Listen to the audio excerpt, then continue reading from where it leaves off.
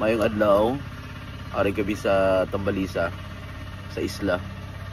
Mamahaw kami ang amon sudan. Tinulang lukos. Diri sa amon ang lukos ginatula. Ang sabaw niya daw pula-pulaw. Mapulang sabaw niya.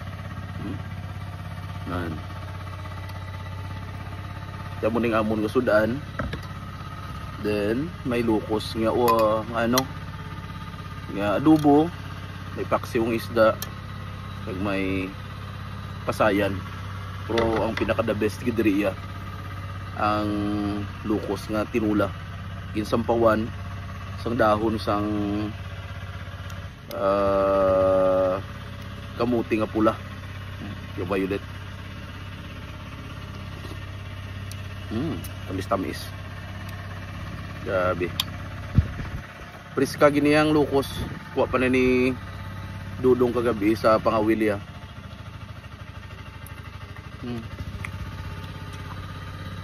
Namit ko dyan.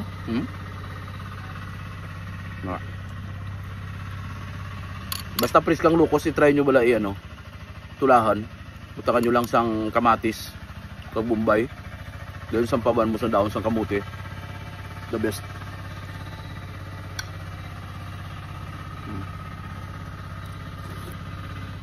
Ang sabaw niya matamis.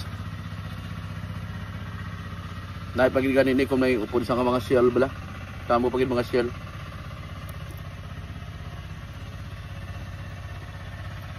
Muning namit kun pagkadto ka di sa isla. Muning namit ka pamahaw.